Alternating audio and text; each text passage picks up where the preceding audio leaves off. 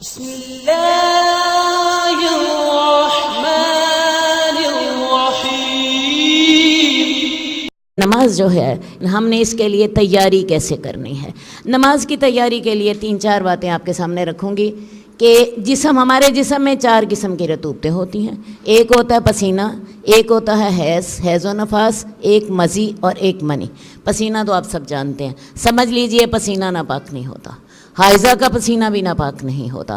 اسی لیے جب عورت حائضہ ہو تو وہ جو کپڑے پہنتی ہے وہ ناپاک نہیں ہوتے، وہ پاک ہی ہوتے ہیں، صرف اتنی جگہ ناپاک ہوتی ہے جس پر خون لگا ہوا ہو۔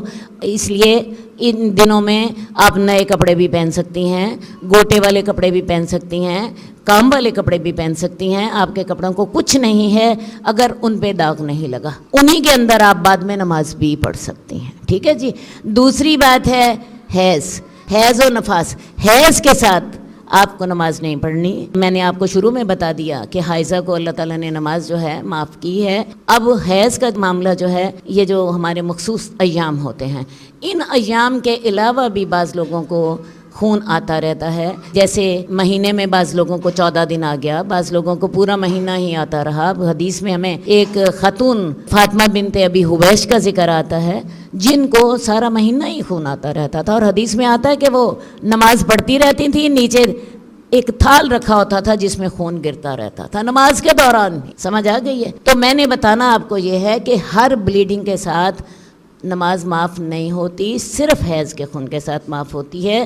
اور حیض کے خون کے علاوہ جو بھی خون ہو، مثال کے طور پہ یہ جو میں نے آپ کو ابھی جن صحابیہ کی مثال دی ہے، اس کے علاوہ اگر کسی کو پریگننسی میں خون آتا رہے، اس کے ساتھ بھی نماز آپ کو پڑھنی ہے۔ نماز پڑھنی ہے، وہ ناپاکی کا خون نہیں ہے۔ ناپاکی کا خون صرف اور صرف یہ حیض کا خون، اور کوئی نہیں۔ اس کے دنوں کو کاؤنٹ کر لیجئے۔ اس کے علاوہ جو دن ہیں، آپ نے چیک اپ کرایا ہے، چیک اپ کرانے کے ساتھ کچھ خون آ گیا، اس کے ساتھ آپ ناپاک نہیں ہوتی ہیں، ٹھیک ہے؟ صرف آپ ناپاک کس کے ساتھ ہوں گی؟ حیض کے خون کے ساتھ۔ حیض کے دن جو ہیں وہ کاؤنٹ کر لیں جو آپ کے ہوتے ہیں۔ اس کے علاوہ جو باقی آپ کا بلیڈنگ ہے اس میں آپ کو نماز پڑھنی ہے۔ ہاں، اگر آپ کو خون آ رہا ہے تو اتنا کر لیجئے کہ خون کے ساتھ استنجا نیا کر لیجئے اور ہر نماز کے لیے نیا وضو کر لیجئے۔ اس کے علاوہ اگر آپ کو نماز کے دوران بھی خون آتا رہا تب بھی نماز ہو جائے گی۔ اسی لیے میں نے آپ کو ان صحابیہ کی مثال دی ہے کہ وہ نماز پڑھ رہی ہوتی تھی، نیچے ان کے ایک تھال پڑا ہوتا تھا جس میں ان کا خون ٹپک رہا ہو۔ تیسری بات ہے نفاس۔ نفاس بھی آپ جانتی ہیں، ڈیلیوری کے بعد جو خون ہوتا ہے یا کوئی ابارشن کے بعد خون ہوا، وہ جب تک خون آتا رہا ہے 2 دن 3 دن 4 دن 6 دن، اگر نفاس کا خون 40 دن اس کی آخری مقدار ہے، بہت سی عورتیں 40 دن ضرور پورا کرتی ہیں، چھلا ہمارے ہاں ایک بڑی مخصوص اصطلاح ہے، لیکن یہ یاد رکھیے گا یہ آخری حد ہے، یہ پہلی حد نہیں ہے۔ کوئی اگر 7 دنوں میں پاک ہو جائے ڈیلیوری کے بعد تو وہ 7 دنوں کے بعد نہائے، نماز پڑھے۔ اور اگر وہ 14 دنوں کے بعد پاک ہوتا ہے، ہر عورت کو اپنی عادت کا پتہ ہوتا ہے، پہلی دفعہ نہیں علم ہوتا لیکن بعد میں انسان کو علم ہو جاتا ہے، تو لہٰذا یہ 40 دن جو ہے یہ آخری حد ہے۔ جیسا کہ میں نے آپ کو بتایا، اس سے پہلے پاک ہو جائے تو پہلے نماز پڑھیے، ٹھیک؟ اس کے بعد اگلی بات ہے مزی۔ مزی کیا ہوتی ہے؟ جب انسان جو ہے تعلقات کے وقت، جب انسان کو شہوت اس کے دل میں بیدار ہوتی ہے تو ایک رطوبت پیدا ہوتی ہے، عورت کے اعضاء میں بھی مرد کے اعضاء میں بھی، اور وہ رطوبت جو ہوتی ہے یہ آغاز میں ہوتی ہے۔ یہ اگر رطوبت پیدا ہو جائے اور اس کے بعد کسی بھی وقت ہو جائے، تعلقات کو آپ نے آخری حد تک نہ بھی پہنچایا، بعض اوقات یہ اس طرح بھی پیدا ہو جاتی ہے، آپ نے کوئی فحش بات سوچی، آپ نے کوئی فحش فلم دیکھی، آپ نے کوئی فحش واقعہ سنا، یا کوئی ناول پڑھ رہے ہیں، اکیلے بیٹھ کے بھی بعض اوقات یہ مزی آ جاتی ہے اور آپ کو محسوس ہو جاتا ہے، اس کے ساتھ آپ کو لگتا ہے کہ جیسے اعضاء ہمارے گیلے ہو گئے۔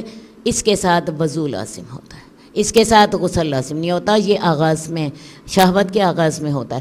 اور شہوت کے اختتام پر آپ کو پتہ ہے ڈسچارج ہوتا ہے جس کو منی کہتے ہیں۔ اب منی جو ہوتی ہے اس کے اوپر آپ کو غسل کرنا لازمی ہے، اس کے بغیر آپ کا جسم پاک نہیں ہوتا۔ اب منی کے سلسلے میں آپ کو بتاؤں، بہت سے ہمارے ہاں غلط قسم کے نظریات ہوتے ہیں۔ یہ بیسیکلی ناپاک نہیں ہوتی، یہ بیسیکلی ناپاک نہیں ہوتی۔ حضرت عائشہ نے اس کو رسول اللہ صلی اللہ علیہ وسلم کے کپڑوں سے دھویا اور آپ اسی گیلے کپڑے میں نماز پڑھنے چلے گئے، اور حضرت عائشہ نے اس کو بعض اوقات خشک ہونے کی حالت میں کھرچا اور اسی طرح اللہ کے رسول دھوئے بغیر اسے نماز پڑھنے چلے گئے۔ تو یہ جو کھرچنے والی حدیث ہے یہ ہمیں بتاتی ہے، اور یہ صحیح مسلم کی حدیث ہے دونوں ہی۔ تو یہ کھرچنے والی حدیث ہمیں بتا رہی ہے کہ وہ ناپاک نہیں ہوتی ہے۔ اسی طرح میں آپ کو بتاؤں، یہ حائضہ کا پسینہ ناپاک نہیں ہوتا۔ ہمارے ہاں اس طرح کی بڑی زیادہ غلط فہمیاں موجود ہیں۔ ایک دو باتیں اور میں آپ کو بتاؤں، بعض اوقات جس عورت نے غسل کرنا ہو اس کے بارے میں ہمارا خیال ہوتا ہے کہ وہ جی بچے کو دودھ نہیں پلا سکتی، وہ جی کھانا نہیں بنا سکتی، اگر وہ نہ کرے غسل فوراً نہ کرے تو لعنت ہوتی ہے۔ بہتر یہی ہے کہ انسان جتنی جلدی ہو اپنی ناپاکی کو دور کرے اور غسل کر لے، لیکن اگر فرض کیا دیر ہو گئی تو اس کا جواز حدیث سے ہمیں ملتا ہے، ہمیں جواز ملتا ہے۔ اللہ کے رسول صلی اللہ علیہ وآلہ وسلم ایک دفعہ جا رہے ہیں، حضرت ابو ہریرہ راستے میں انہیں ملتے ہیں، اور حضرت ابو ہریرہ جو ہیں جب اللہ کے رسول ایک جگہ جا کر بیٹھ جاتے ہیں ان کے ساتھ چلنے لگ پڑتے ہیں۔ حضرت ابو ہریرہ چپ کر کے کھسک جاتے ہیں، نہاتے ہیں، نہا کے واپس آپ کی محفل میں جاتے ہیں تو اللہ کے رسول پوچھتے تھے کہ ابو ہریرہ کہاں تھے؟ حضرت ابو ہریرہ کہتے ہیں یا رسول اللہ مجھے غسل کی حاجت تھی، میں غسل کر کے آیا، میں نے مناسب نہیں سمجھا کہ میں آپ کے ساتھ اس حالت میں بیٹھوں۔ آپ نے فرمایا ابو ہریرہ سبحان اللہ، تعجب کے ساتھ آپ نے فرمایا کہ ابو ہریرہ مسلمان کبھی ناپاک نہیں ہوتا۔ حضرت ابو ہریرہ اس وقت اللہ کے رسول کے ساتھ اس حالت میں بیٹھنے کو ناجائز سمجھ رہے تھے، تو جواب کا آپ کو ثبوت یہاں سے مل گیا۔ تو اس میں اب غسل کی ضرورت میں نے بتایا کہ کب کب پیش آتی ہے۔ اگلا سوال ہے غسل کا طریقہ کیا ہوگا، حائضہ کا غسل ہو یا جنابت کا غسل ہو یا عام غسل ہو، ٹھیک ہے؟ اس کا طریقہ کیا ہے؟ سب سے پہلے یا میں آپ کو بتاؤں میت کا غسل ہو، یہ بھی میں آپ کو ساتھ ہی بتاتی چلی جاؤں۔ سب سے پہلے طریقہ کیا ہوتا ہے؟ سب سے پہلے ہاتھ دھوئیں 3 دفعہ، اس کے بعد استنجا کریں، اچھی طرح استنجا کر لیں، دھو لیں شرمگاہ کو، اپنے آس پاس کے حصے کو دھو لیں، اور اس کے بعد پھر آپ کلی کریں اچھی طرح کلی کرنے کے بعد آپ ناک میں پانی ڈالیں، اور ناک میں پانی ڈالنے کا طریقہ کیا ہوگا؟ ایک ہاتھ میں کلی کریں اور اسی کے ساتھ ناک میں یوں رکھ کے ایسے اوپر سانس لیں، تھوڑا سا پانی اوپر چلا جائے گا، ٹھیک ہے؟ اور اس کے بعد آپ نے ناک سنکنا ہے، یہ ہے طریقہ۔ اور اس کے بعد آپ نے ناک سن کے 3 دفعہ آپ نے یہ بھی کرنا ہے۔ میت اگر ہوگی تو اس کی بھی اسی طرح کام کرنے ہیں، تھوڑے سے اس کی پوزیشن کے لحاظ سے تھوڑا سا فرق ہوگا۔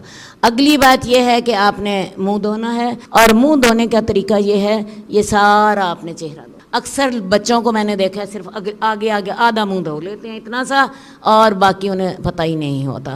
بڑوں کو بھی میں نے دیکھا ہے کہ اتنا منہ دھو لیا، اتنا نہیں، ادھر سے اور یہ کانوں تک اور ادھر سے یہ سارا منہ آپ نے مل کے دھونا ہے۔ اور اگر مرد ہیں، داڑھی ہے، تو اس میں خلال بھی کرنا ہے۔ خلال کیا ہوتا ہے؟ پانی ہاتھ میں لیا نیچے سے جڑوں میں، تاکہ جڑوں تک پانی چلا جائے، ٹھیک ہے؟ خلال بھی کرنا ہے۔ تو یہ 3 دفعہ آپ نے دھونا ہے۔ دھونے کے بعد آپ نے کوہنیاں دھونی ہیں، اور کوہنیاں اس کے اندر شامل ہوں گی۔ کوہنیوں تک کا مطلب یہ نہیں ہے کوہنیوں کے باہر، کوہنیاں اس کے اندر شامل ہوں گی، یہ بھی 3 دفعہ۔ اس کے بعد آپ نے مسح کرنا ہے۔ اب مسح کرنے کا جو طریقہ ہے، سب سے پہلے ہاتھوں کو یوں لے اپنے سر پہ رکھیں، ان کو پیچھے لے جا کے گدی تک لے کے جانا، اور گدی تک لے جا کے ان کو واپس۔ مسح جو ہے یہ اگر پگڑی پہنی ہوئی ہے یا کوئی ایسی پٹی باندھی ہوئی ہے، کوئی زخم ہے، اس پر بھی ہو سکتا ہے۔ شریعت یہ نہیں کہتی کہ ضروری آپ دھوئیں زخم کو۔ آپ کے کسی ہاتھ پہ زخم آیا ہے، آپ کے بازو پہ زخم آیا ہے، آپ کے سر پہ زخم آیا ہے، آپ مسح کر سکتے ہیں۔ حدیث میرے سامنے ہے، اللہ کے رسول صلی اللہ علیہ وسلم کے سامنے ایک ایسے صحابی کا مسئلہ پیش کیا گیا جنہیں حالت احتلام ہو گیا رات کو سوتے وقت۔ اب انہیں غسل کی ضرورت تھی، لیکن ان کا وہ زخمی تھے۔ انہوں نے اپنے ساتھیوں سے پوچھا کہ کیا خیال ہے میں اگر نہ نہاؤں تو؟ لیکن ساتھیوں نے کہا کہ تم ضرور نہاؤ، کیونکہ تمہیں احتلام ہے، جنابت کی صورت ہے۔ وہ نہائے، اور اس کی وجہ سے ان کا زخم بگڑ گیا اور ان کی وفات ہو گئی۔ تو اللہ کے رسول صلی اللہ علیہ وسلم نے بڑا سخت ڈانٹا صحابہ کو کہ تم نے اپنے ساتھی کو مار ڈالا۔ تو اس لیے شریعت اجازت دیتی ہے، اگر کوئی ایسا زخم ہے جس کے خراب ہونے کا ڈر ہے تو آپ وہاں پر بینڈیج کے اوپر مسح کر لیجیے، بینڈیج کے اوپر مسح کر لیں۔ اسی طرح سر پہ پگڑی پہنی کے اوپر مسح ہو سکتا ہے۔ اگلی بات یہ ہے کہ ہمیں اس کے بعد ہم نے مسا بھی کر لیا. مسا کرنے کے بعد آپ کو کانوں پہ ہاتھ ڈالیں پچھلے یہ یوں کر کے یہ ساری یہاں پہ کر کے پھیر کے اور پیچھے سے آپ نے انگوٹھوں کے ساتھ یہ پیچھے سے کان منہ کا حصہ نہیں ہے. آپ جب منہ دھوئیں گی تو یہ سارا لیکن کان مسے کے ساتھ. اب مسے کے اندر جو ہے گردن شامل نہیں. کسی بھی حدیث میں گردن کا ذکر نہیں آتا. بہت سے لوگ جو ہیں انہیں گردن کا مسح کرنے کی عادت ہوتی ہے اور وہ اس کو اپنی ایک عادت کے طور پہ کر رہے ہوتے ہیں, لیکن میں آپ کو بتاؤں اس کا ذکر حدیث میں نہیں ہے. اب آپ نے مسح بھی کر لیا. مسح کرنے کے بعد اگلی بات ہے پاؤں دھونے. اب پاؤں دھونے کے لیے بھی آپ کو اپنے پاؤں اچھی طرح دھونے ہیں. پاؤں کی انگلیوں کے اندر خلال کریں کیونکہ انگلیوں کے اندر بہت سا گند ہوتا ہے, اور انگلیوں کے اندر خلال کرنے کے ساتھ ساتھ ایڑیوں کا خاص طور پر خیال رکھیں کیونکہ ایڑیاں بعض اوقات سردیوں میں پھٹ جاتی ہیں اور پھٹنے کی وجہ سے ان تک پورا پانی نہیں پہنچ رہا ہوتا. درد کی وجہ سے ہم پورا پانی پہنچا نہیں سکتے ہوتے یا کوئی اور وجہ ہے. تو ایسا کیجئے کہ جسم کا کوئی بھی حصہ اگر آپ کا وضو میں سے تھوڑی سی جگہ, اتنی سی جگہ بھی خالی رہ گئی, اللہ کے رسول نے فرمایا تھا ویل للعقاب من النار. ایڑیوں کو دیکھا تھوڑی سی خشک ہیں پیچھے سے, صحابہ جلدی کر رہے تھے وضو میں, تو آپ نے فرمایا اس کے لیے دوزخ. تو اس سے کیا سمجھ آئی کہ آپ نے وضو میں کسی بھی جگہ اگر رہ گئی ہماری تو وہاں پہ عذاب کا ڈر ہے.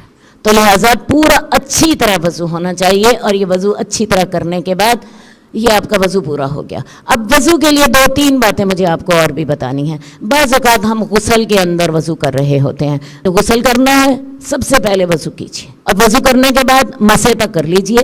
مسح کرنے کے بعد دائیں طرف پانی ڈالیں, بائیں طرف پانی ڈالیں. اس کے بعد اب آپ چاہیں تو صابن لگا لیں, شیمپو کر لیں, جو کرنا ہے کر لیں. اور اس کے بعد سب سے اینڈ میں جب آپ نے نہا لیا تو نہانے کے بعد اس جگہ سے ذرا ہٹ کے پاؤں دھو لیں. اور ہٹنے میں اب حکمت کیا ہے, میں کہتی ہوں قربان جائیں اللہ کے اور اللہ کے رسول کے. ہٹنے میں حکمت یہ, نیچے سے جو چھینٹیں پڑی ہوں گی وہ آپ کی پاک ہو جائیں گی. ادھر ہو ذرا ہٹ جائیے اور ہٹ کے پاؤں دھو لیجئے. یہ آپ کا وضو بھی ہے اور آپ کا غسل بھی ہے. اور اس کے ساتھ آپ کو ایک اور سوال کا جواب بھی ملے گا, آیا انسان سر ننگا کر کے وضو کر سکتا ہے؟ مجھ سے بہت سے لوگ سوال کرتے ہیں. میں انہیں جواب دیتی ہوں جو جب آپ کا سارا جسم ننگا ہوتا ہے تب بھی وضو ہو جاتا ہے, سر سے ننگا تو بڑی دور کی بات ہے. اور اسی وضو کے ساتھ یہ اب آپ کا وضو بھی ہو گیا اور آپ کا غسل بھی ہو گیا. ٹھیک ہے جی. اس کے بعد اگلی بات, جب آپ وضو کریں گے, کلی کریں گے, تو مسواک کے ساتھ اگر آپ نماز پڑھتے ہیں تو نماز کا ثواب 70 گنا زیادہ ہوتا ہے. 70 گنا زیادہ ہوتا ہے. اور اللہ کے رسول صلی اللہ علیہ وسلم کی حدیث ہے کہ اگر میں اپنی امت کے لیے مشقت نہ سمجھتا, میں ہر نماز کے لیے انہیں مسواک کی نصیحت کرتا, لیکن آپ نے اس لیے نہیں کی تاکہ اپنی امت کو مشکل میں نہ ڈالیں. اب مسواک کرنے کا طریقہ کیا ہے؟ مسواک کرنے کا طریقہ یہ ہے, مسواک پکڑیں, ہاتھوں کو اچھی طرح اوپر سے نیچے مسواک کریں اور اپنے مسوڑوں کے ادھر منہ کے اندر زبان کے اوپر اچھی طرح کھرچیں. تالو کے اندر تالو کو کھرچیں اور تالو کو اس کے ساتھ صاف کریں اچھی طرح. میں کھرچوں کا لفظ استعمال کر رہی ہوں, مانجیں حدیث میں یہ لفظ آتے ہیں. اور اللہ کے رسول صلی اللہ علیہ وآلہ وسلم جب مسواک کرتے تھے تو ان کی او کی آوازیں آتی تھیں, اور او کی آوازیں تب آتی ہیں جب آپ اپنی مسواک کو گلے میں بھی لے کر جاتے ہیں. گلے میں لے کر جائیے مسواک کو. اور آپ اگر یہ سارا کچھ کریں گی نا تو آپ صبح دیکھیں, فجر کے وقت فرض کیا آپ نے یہ کام کیا ہے, تو آپ دیکھیں گے وہ مسواک کے اوپر لیسیں لگی ہوتی ہیں ڈھیر ساری, اور آپ کو اپنا منہ خود فیل ہوتا ہے کہ یہ صاف ہوا ہے.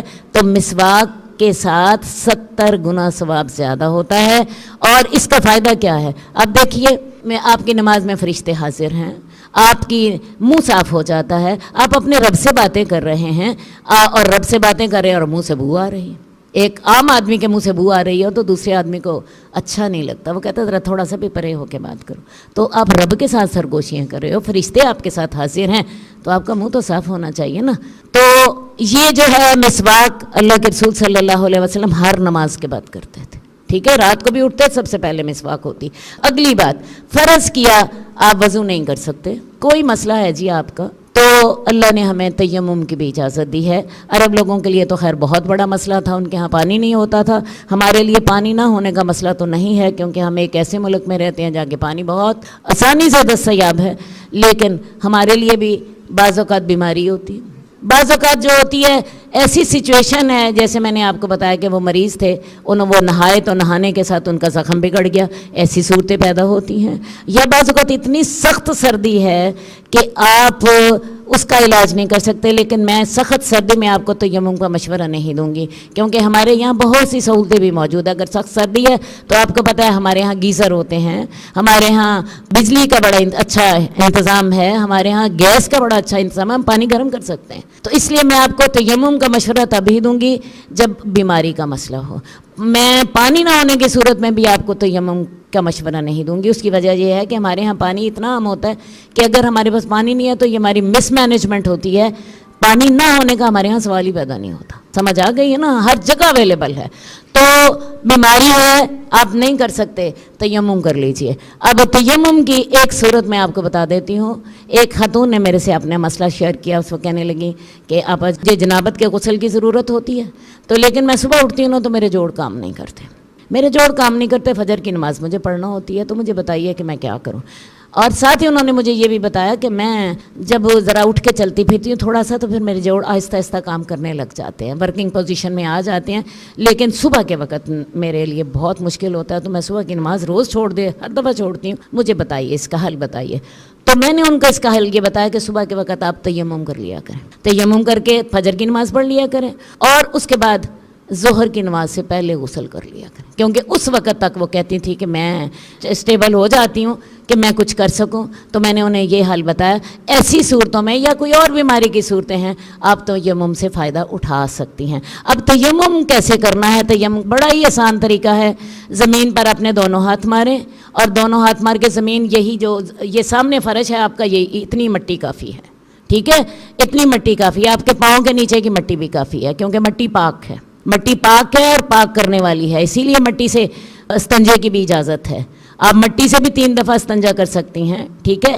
تو مٹی پاک ہے اور پاک کرنے والی ہے. مٹی پہ دونوں ہاتھ ماریں، اور دونوں ہاتھ مارنے کے بعد دیکھیں اگر مٹی زیادہ لگ گئی ہے تو پھر اس کو یوں کر کے نا پھونک مار دیں، اور پھونک مارنے کے بعد یہ منہ پہ ماریں. پہلے منہ پہ مارنا ہے، اور منہ کے مارنے کے بعد بائیں ہاتھ کے ساتھ یہ دیکھیں انگلیوں کے سمیت یہ اتنا کلائی تک، اور ادھر سے کلائی تک، پہلے بائیں ہاتھ سے دائیں ہاتھ پر، اور یہ اس پر ایک ہی دفعہ زمین پہ مارنا ہے، اور بس کونیوں تک نہیں جانا، پاؤں کو نہیں کرنی. مسے کی ضرورت نہیں ہے تیمم میں. تیمم اتنا آسان ہے، اور یہ تیمم آپ کو اگر بیماری ایسی ہے کہ 10 سال تک بھی آپ وضو نہیں کر سکتی تو 10 سال بھی آپ کو کافی دے گا. اور یہ تیمم آپ کے حیض کے غسل کو بھی ضروری ہوگا، کافی ہوگا.